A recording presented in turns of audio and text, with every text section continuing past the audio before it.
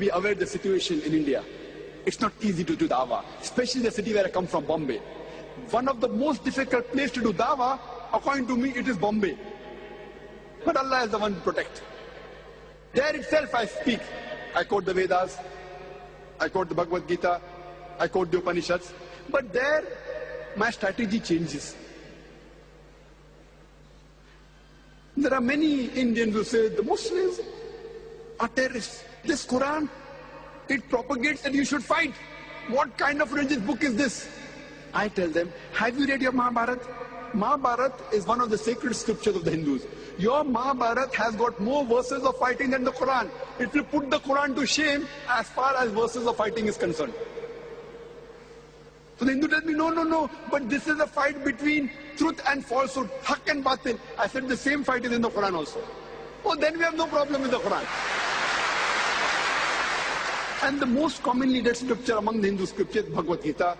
Bhagavad Gita is nothing but an advice given by Shri Krishna, the God of the Hindus, to Arjun.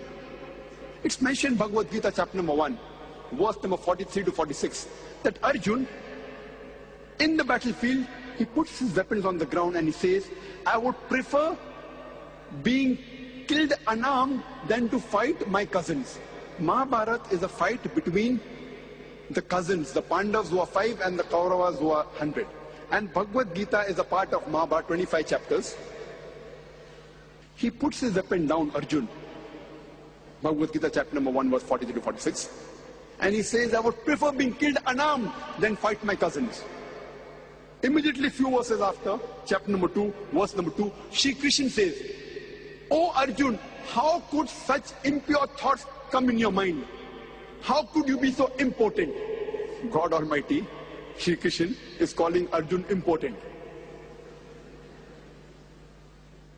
You will not enter the heavenly planets. You are incurring a sin.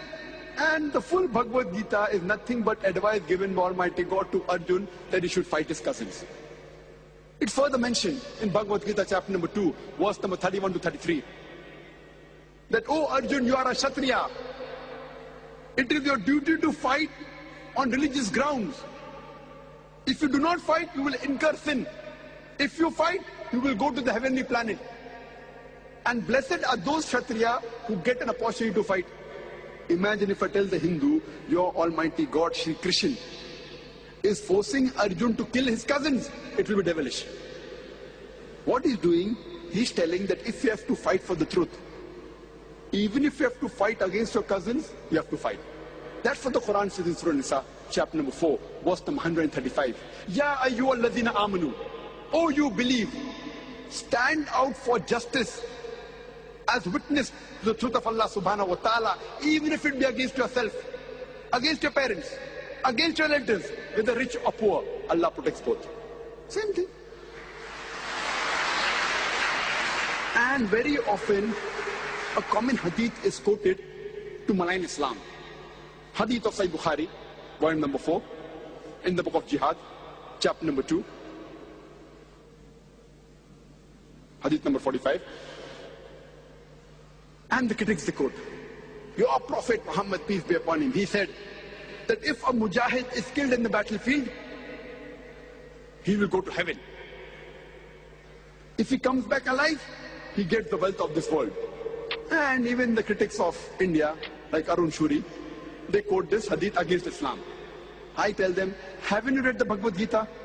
Bhagavad Gita says in chapter number 2, verse number 37, Shri Krishna, the God of the Hindu, he is telling Arjun that, oh Arjun, go and fight. If you are killed, you will go to the heavenly planets, you will go to Swarg, you will go to heaven, to paradise. If you come back alive, you will get the booty of this war.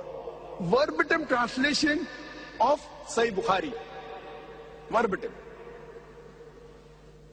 I tell these Hindus that haven't you read your own scripture, you want to take out false in the Quran and the Hadith? Based on the guidance given by Allah subhanahu wa ta'ala. Ta'alaw ila kalmatin sawa'in baina bainakum. Come to common terms as us and you.